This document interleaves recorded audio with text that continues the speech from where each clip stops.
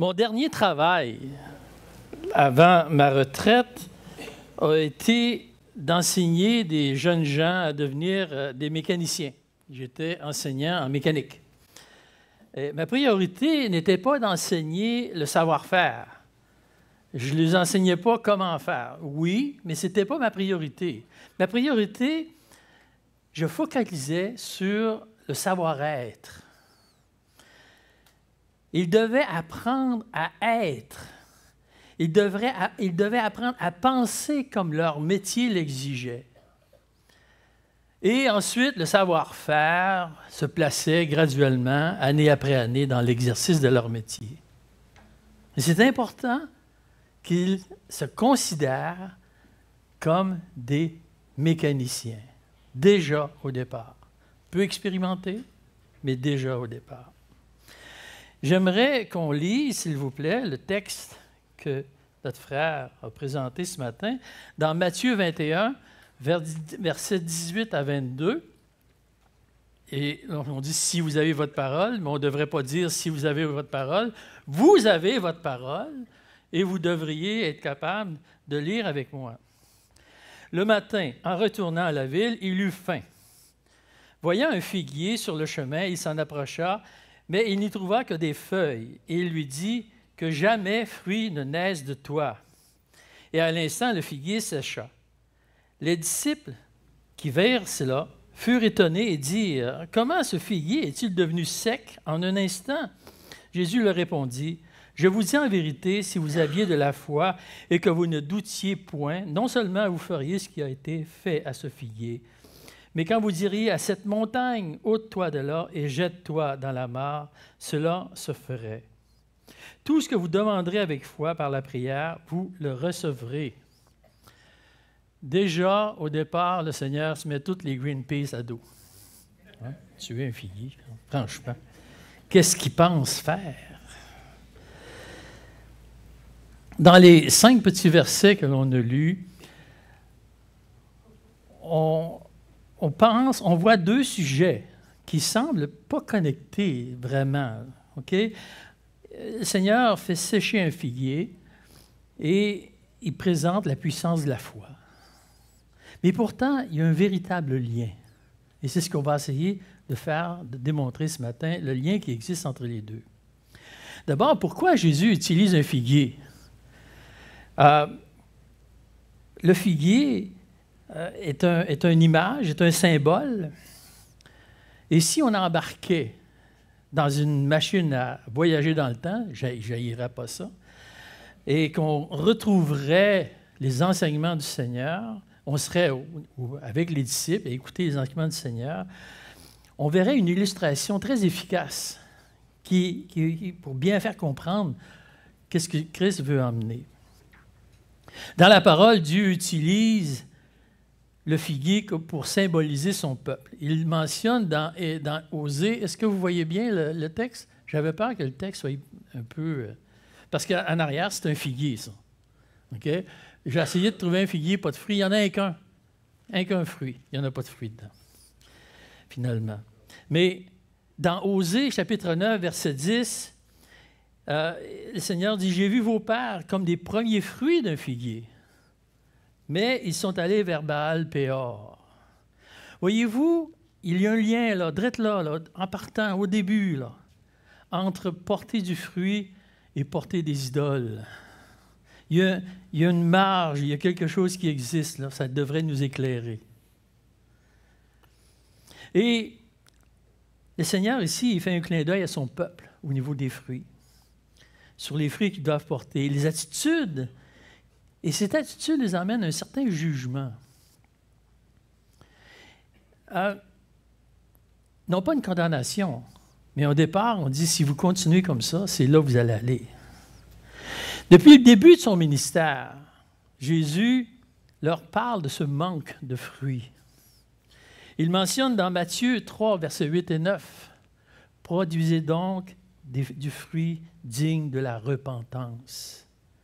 Et ne prétendez pas dire en vous-même, nous avons Abraham pour père.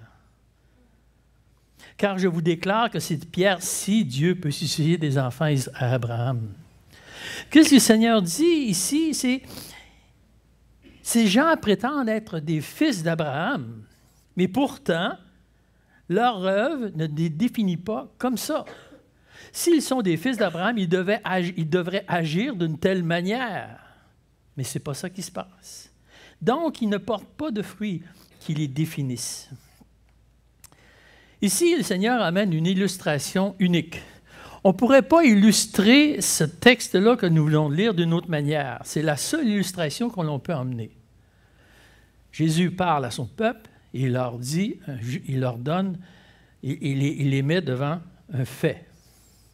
Mais s'il n'y existe qu'une seule illustration, il existe une multitude d'applications que l'on peut faire, une multitude d'applications actuelles et personnelles.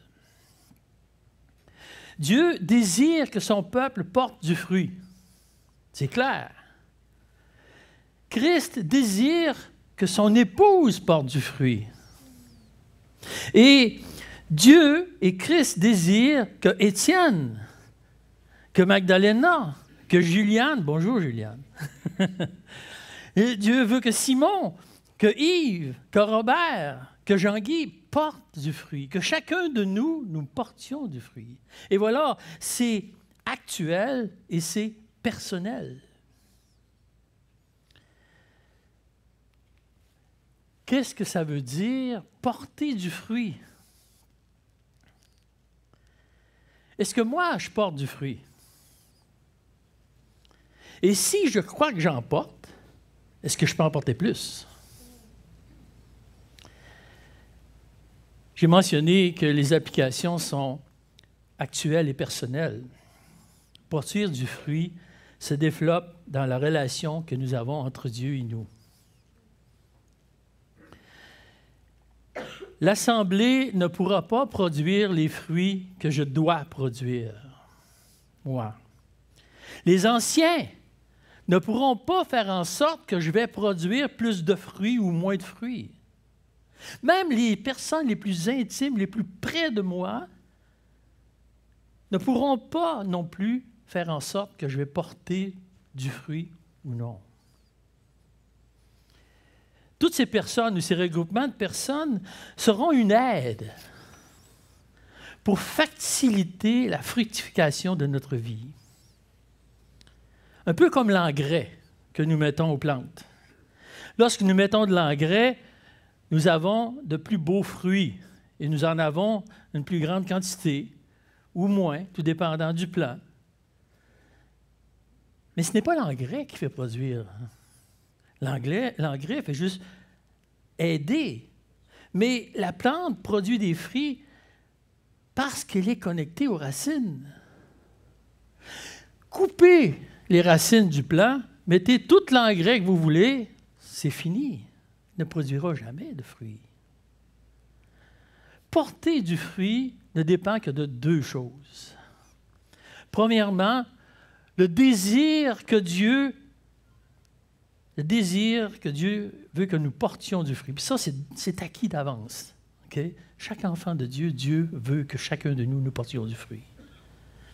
Et deuxièmement, la relation quotidienne que nous développons avec Christ et notre Dieu. Que nous portions du fruit dépend seulement que de ces deux choses-là. Que nous en portions plus, que nous en portions moins, ça c'est notre vie qui va décider. Et parfois, ce n'est pas toujours régulier. Mon épouse et moi, nous sommes des jardiniers. Okay? Nous jardinons. Beaucoup. Et ça fait 2 semaines qu'elle en amène des tomates en arrière. Et une année, j'avais planté un pommier, puis une année, 3 pommes dans le pommier. Et je m'en vais voir les personnes, les experts. Puis je dis, hey, mon pommier ne produit pas de pommes. Il me dit, aucune pomme? Je dis, non. Il dit, il y a 3 pommes. Là. Franchement, je m'attendais à plus que ça. Non. Il a produit des pommes. Il a produit selon ses capacités. L'année d'après, il y avait des millions de pommes dedans. Mais cette année-là, il a produit 3 pommes parce qu'il n'était pas capable d'en produire plus. Pour quelque raison que ce soit, je n'ai aucune idée.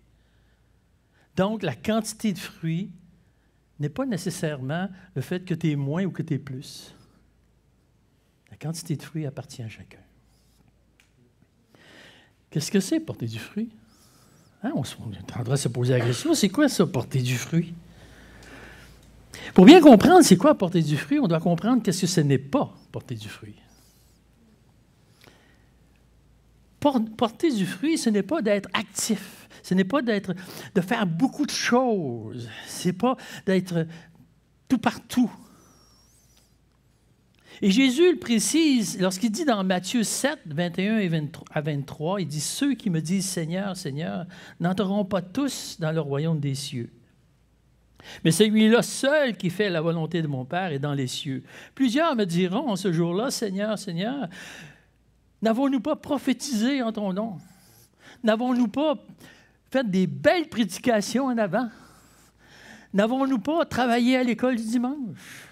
N'avons-nous pas chassé des démons par ton nom? N'avons-nous pas fait beaucoup de miracles par ton nom? Alors je leur dirai ouvertement, je ne vous ai jamais connus. Retirez-vous de moi, vous qui commettez l'iniquité. On va revenir sur le verset 21 qui parle de la volonté de Dieu plus tard pour expliquer le phénomène de la foi.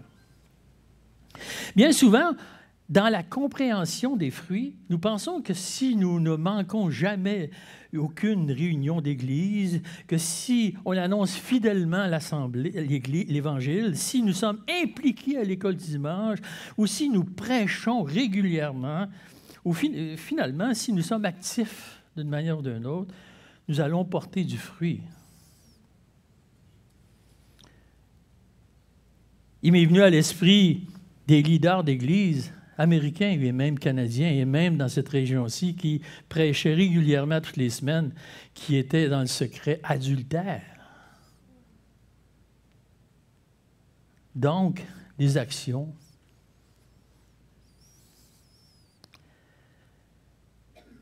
Jésus enseigne une autre vision. Cette vision-là, c'est une vie très humaine de porter du fruit. Jésus enseigne une autre vision. Et cette vision-là se retrouve dans Luc, au chapitre 6, versets 44 et 45. Chaque arbre connaît son fruit. On ne cueille pas des figues sur des épines, et l'on ne vendange pas par des raisins sur des ronces. L'homme bon tire de bonnes choses de son bon trésor, de son cœur, et le méchant tire de mauvaises choses de son mauvais trésor, car c'est de l'abondance du cœur que la bouche parle. Voyez-vous la connexion entre les fruits, le fruit et le cœur? Et c'est de là que viennent le fruit. Ils ne viennent pas de ce que je fais, ils viennent de ce que je suis.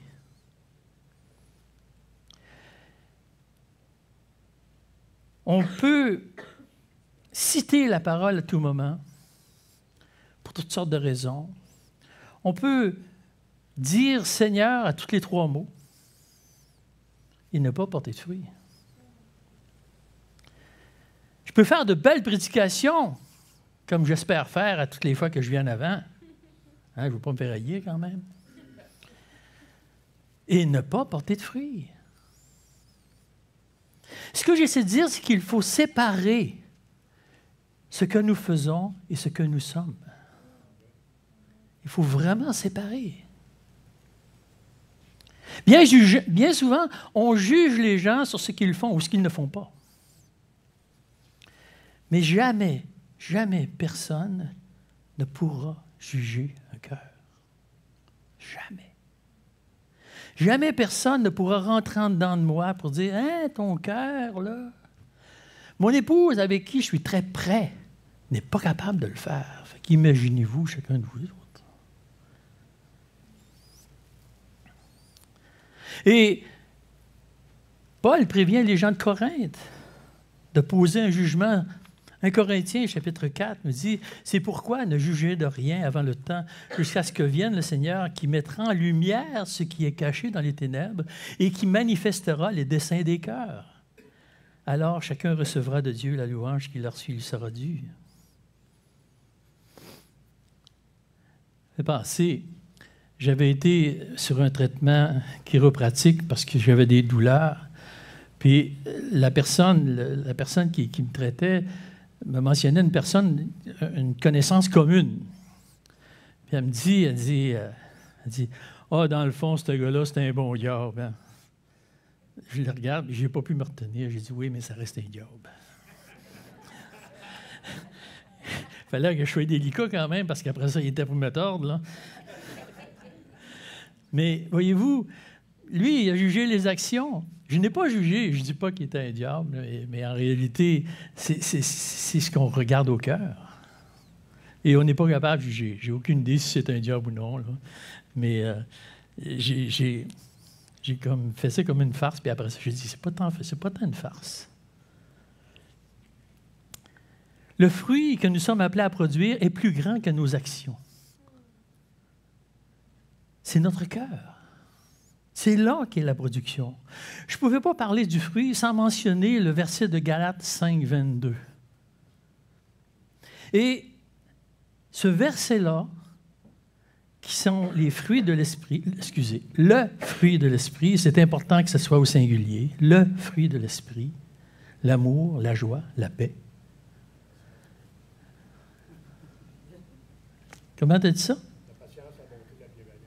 La patience, la bonté, la bienveillance,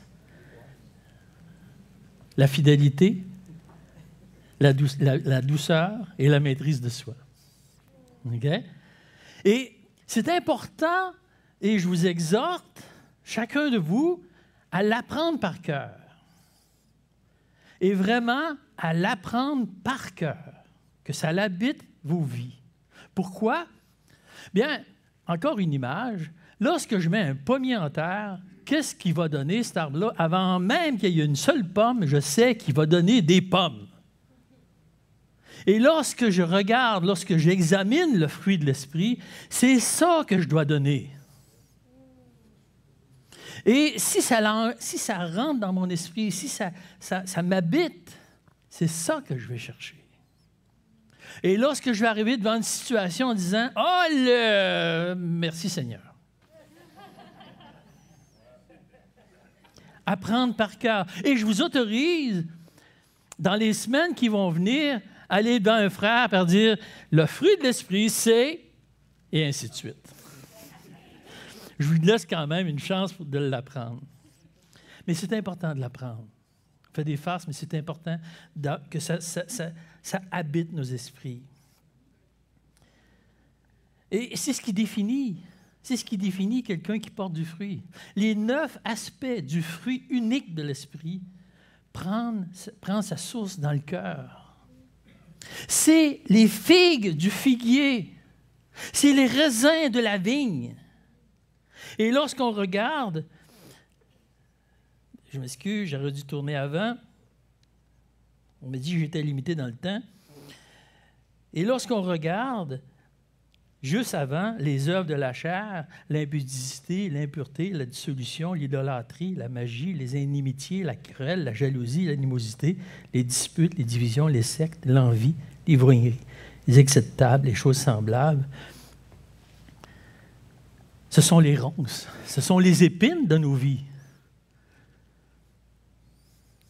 Et on peut voir dans ce verset l'importance de produire du fruit. Pourquoi? Parce que ça définit ce que nous sommes. Ça va aussi loin que cela. Ça définit ce que nous sommes. Je ne m'attendrai jamais à ce que mon pommier produise des ronces.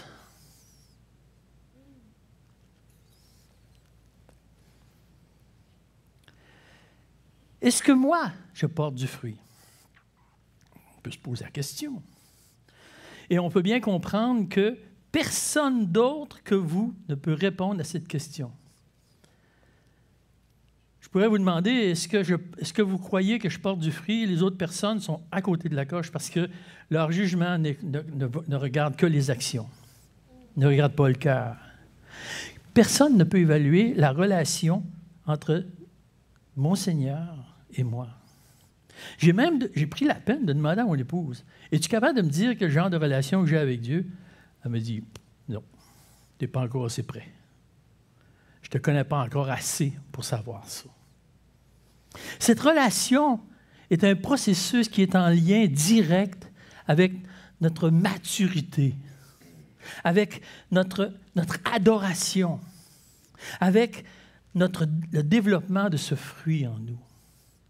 La relation est liée directement à ces trois choses-là. Jésus nous donne la manière de faire cela. Il nous donne, non seulement il nous dit, voilà les fruits que vous devez produire, mais voici comment vous devez les produire. Et lorsqu'on regarde Jean, au chapitre 15, du verset 1 à 6, ça aussi, c'est un incontournable, si on parle des fruits. Versets 1 à 6 et même 1 à 5, j'ai enlevé le dernier verset. « Je suis le vrai cep et mon Père est le vigneron.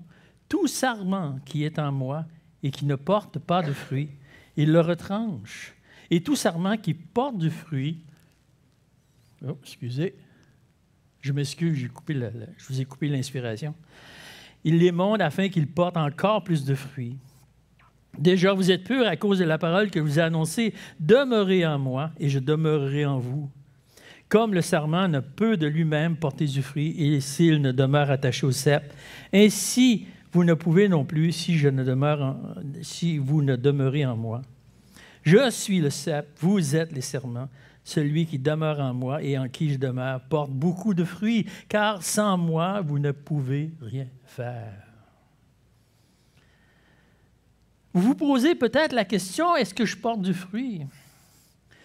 La question devrait plutôt être, quelle est ma relation que j'ai avec Christ? Quelle est la relation que je développe avec Christ? Non pas que j'ai, mais que je développe. J'ai au-dessus de 50 ans, je n'ose pas dire combien exact, j'ai peur de me tromper, au-dessus de 50 ans de relation avec mon épouse et je travaille encore à développer cette relation-là. Imaginez, c'est avec mon épouse. Imaginez avec Christ. Comment je dois la développer. Est-ce que mes pensées, mes actions, mes paroles font en sorte que Christ est bien avec moi? Est-ce que tout cela fait en sorte que moi, je suis bien avec Christ? Est-ce que j'ai la discipline qui s'attache à cette relation-là? Parce que toute relation demande une certaine discipline. Imaginez avoir le désir de créer une relation avec quelqu'un, mais qui ne serait qu'à mon profit à moi. Il faut répondre.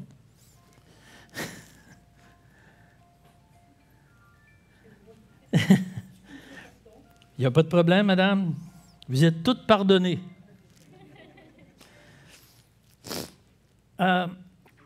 Je disais, imaginez que je veux développer une relation, mais que ce serait qu'à mon seul profit. Comment vous pensez que cette relation-là se développerait? Est-ce qu'il y aurait une relation, premièrement? OK. Une relation amicale, une relation point, les deux parties doivent s'enrichir par le respect de l'un et de l'autre, par l'amour que l'on donne et que l'on reçoit, par les choses qui se passent dans nos vies qui sont au profit de l'autre. Ça demande une discipline. Ça demande parfois de s'ignorer pour accomplir ce que l'autre a besoin. Comment on peut se développer une relation avec Christ? Je sais comment développer des relations avec les gens autour de moi, mais avec Christ. Je peux regarder à mes actions en tout premier lieu. Mais je peux regarder à mes... Je m'excuse, j'ai oublié ma virgule. Je peux regarder à mes actions. Mais en premier lieu, tout d'abord, impérativement, on a besoin d'examiner notre cœur. Parce que tout ce que nous pouvons dire, faire ou penser vient d'abord et formé dans notre cœur. C'est la base, c'est le départ. Et le Seigneur va dire, mais ce qui sort de la bouche vient du cœur et c'est ce qui souille l'homme.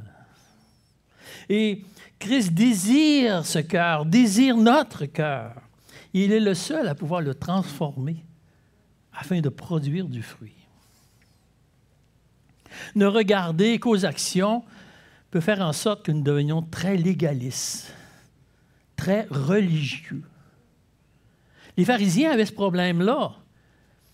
Ils faisaient toujours de belles actions. Ils s'en vantaient même.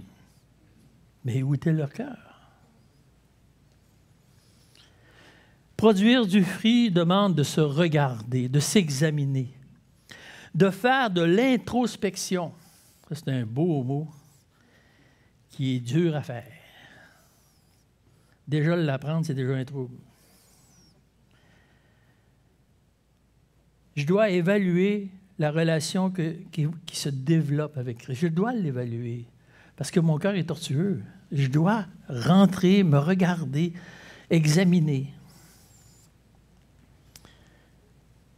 C'est Maurice Descaires, il y a beaucoup d'années, je ne me rappelle plus quand, il était venu au Québec faire une série de conférences.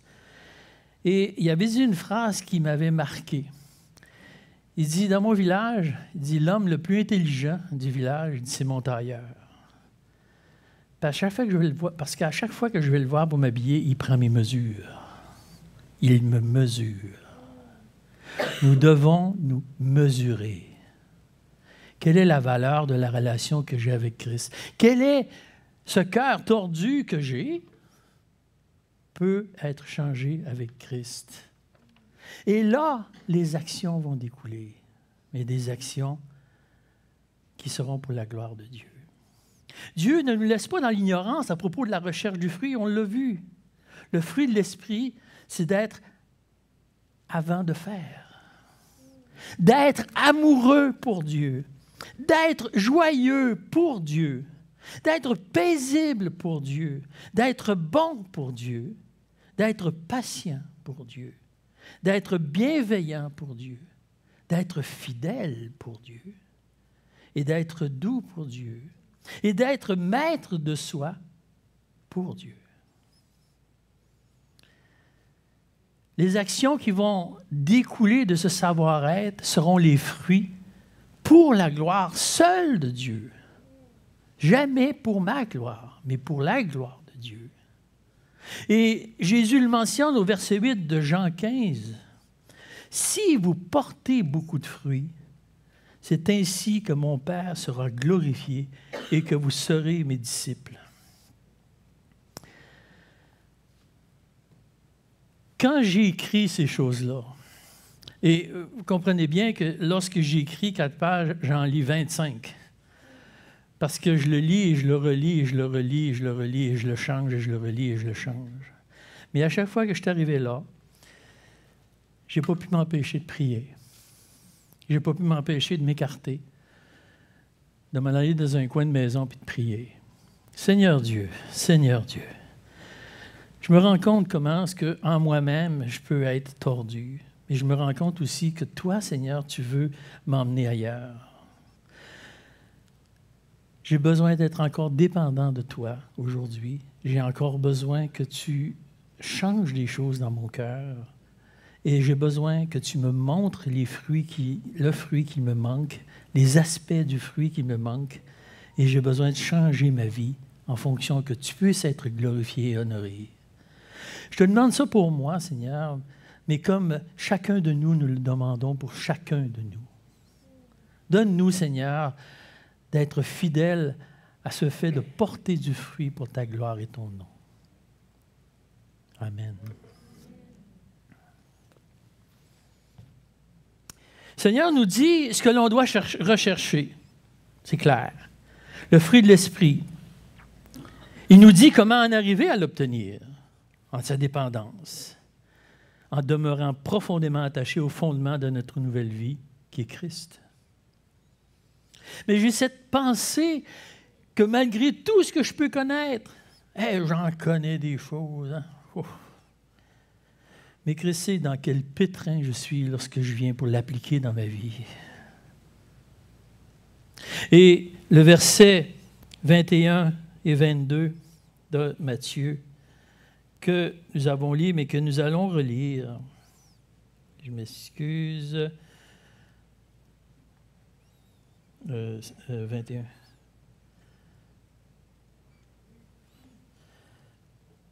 Ah. Bon. Comme n'importe quoi, c'est de la technologie. Pourquoi tu ne rouvres pas, toi?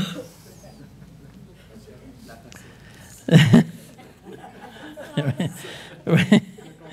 Mais... oui, le contrôle de soi, tu as raison. Mais c'est envers les gens, c'est pas envers les appareils. Mais j'avoue que c'est vrai aussi pour les appareils. Jésus leur répondit, verset 20, « Les disciples virent cela, furent étonnés et dirent, « Comment ce figuier est-il devenu sec en un instant? » Jésus leur répondit, « Je vous le dis en vérité, si vous aviez de la foi et que vous ne doutiez point, non seulement vous feriez ce qui était fait à ce figuier, mais quand vous diriez à cette montagne, ôte-toi de là et jette-toi dans la mer, cela se ferait. Tout ce que vous demanderez avec foi par la prière, vous le recevrez. » Et le verset 5 de Jean 15, que j'ai lu tout à l'heure, « Sans moi, vous ne pouvez rien faire », prend tout son sens. Sans le Christ, nous ne pouvons rien faire. Dieu nous dit quel est le fruit qui prend place dans nos vies. Quel est le fruit qui prend place dans nos vies? J'attends une réponse. Vous n'êtes pas capable de le dire. L'amour, la joie, la fidélité. OK, on a des progrès à faire. On a des progrès à faire. Je suis content de savoir qu'on a des progrès à faire parce qu'on va les faire. L'amour, la joie, la paix, la patience, la bonté, la bénignité. Non, la bénignité ou la bienveillance, la fidélité, la douceur, la maîtrise de soi. Hey, je l'ai assez répété ces derniers temps que je suis toujours nerveux quand je le dis en public. Christ nous dit la manière d'en arriver à un résultat et d'avoir une connexion permanente avec lui. Mais bien souvent, j'ai l'impression que je n'y arrive pas. Là. Bien souvent, j'ai l'impression que je suis deuxième. Ça me semble être une montagne infranchissable. Ça me semble, on dirait que j'arrive nulle part.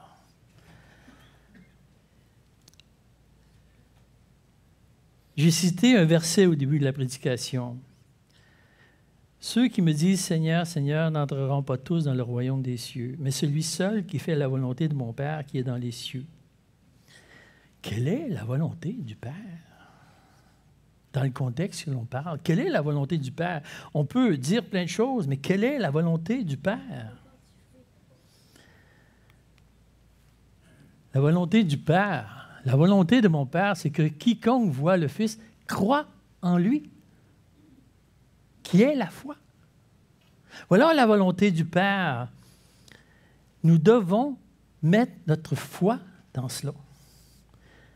Croire au Fils, croire pour être sauvé, oui. Croire pour porter du fruit. Je peux y arriver à voir l'amour le véritable amour qui vient de Dieu. Et je lisais dernièrement, j'ai lu et relu le livre de Corrie ten Boom sur... je m'excuse, je vais manquer de temps. Je ne pourrais pas vous le dire. Mais c'est une magnifique histoire qui m'a très impressionné. Et la mère de Corrie ten Boom, qui était complètement paralysée, qui était capable de dire juste 3 mots, oui, non et Corrie, était généreuse, était amoureuse du monde. Elle, juste avec ces 3 mots-là, elle était capable de manifester l'amour qu'elle avait. Ça m'a impressionné. Je dis, c'est ce genre d'amour-là que je vais avoir moi aussi, que rien n'arrête. Croire que je peux porter du fruit. On sait que c'est sa volonté de porter du fruit. Et sans son action dans nos cœurs, il est impossible de le faire. Le juste va vivre par la foi. Le juste va porter du fruit. J'ai annoncé l'Évangile à une personne qui attendait des signes du ciel pour croire. Elle dit, moi, je vais croire quand je vais avoir des signes dans le ciel qui vont apparaître, un éclair ou je ne sais pas quoi. Et je l'ai exhorté à croire d'abord. Et la puissance de cette foi va lui montrer des signes. Je lui ai donné un devoir. J'ai beaucoup de devoirs aujourd'hui. Hein? Je lui ai donné un devoir. Elle devait lire l'Évangile de Jean et souligner le mot « croire » et toutes ses déclinaisons. Je l'ai fait. La chose que ça m'a amené, c'est que j'ai glorifié le Seigneur de ce merveilleux cadeau de la foi. J'ai vu la grandeur de la foi dans le fait de croire. Vous le ferez chez vous. Je vous laisse libre de le faire ou non. Mais j'ai trouvé ça très intéressant de le faire. Jésus n'a jamais voulu prendre une montagne et l'envoyer dans la mer. Il n'a jamais voulu faire ça. Et il n'a jamais non plus demandé à un de ses amis de le faire. Par contre, on doit regarder que la foi est capable de venir à bout des impossibilités de la vie. C'est par la foi qu'on vient à bout de toutes les impossibilités qui se dressent devant nous. Je vous demanderai, est-ce qu'on va gravir ça, cette montagne-là? J'aurais probablement un paquet de non. Hein? Moi, le premier. C'est impossible à gravir, en ce qui me concerne. C'est une image très marquante du combat entre vivre par la foi, où les montagnes sont envoyées dans la mer, et vivre dans le doute, où ces mêmes montagnes nous enterrent, nous ensevelissent et nous empêchent d'être selon Dieu. Et c'est une magnifique histoire, c'est quelque chose qui m'a fait même pleurer, je dirais, lorsque j'écoutais, lorsque je lisais, lorsque j'approfondissais dans le Seigneur ce que j'ai lu. Eh bien, c'est ce que le Seigneur veut que l'on comprenne des montagnes. Et ce que le Seigneur veut que l'on comprenne dans notre vie qui porte du fruit. Et jamais je ne vous jugerai sur les fruits que vous portez. Ce n'est pas de mes affaires. Mais ça vous regarde, chacun de vous. Seigneur Dieu, ceux de la chorale, les choristes et les musiciens, s'il vous plaît, on va conclure. Seigneur Dieu, merci parce que produire du fruit vient de toi. Produire du fruit vient de la relation que l'on a avec toi. Cette relation-là, Seigneur, c'est toi qui l'as fait, c'est toi qui l'as créée, et c'est toi qui la tiens, c'est toi qui la maintiens. Si ça serait juste de moi, je t'aurais abandonné. Mais parce que toi, Seigneur, tu maintiens, parce que toi, tu gardes, parce que toi, tu es celui qui est constant, nous pouvons encore, en 2024, après tant d'années de vie chrétienne, porter du fruit, s'examiner, regarder nos cœurs et pouvoir, Seigneur, te demander de le changer. Ce n'est pas nous qui avons le pouvoir, c'est toi. Mais donne-nous, Seigneur, de vouloir être dans le même sens que toi, de travailler dans le même sens que toi et de maturer, de pouvoir t'adorer, Seigneur, et de pouvoir te porter gloire jusqu'à la fin de notre vie, par le beau nom du Seigneur Jésus-Christ. Amen.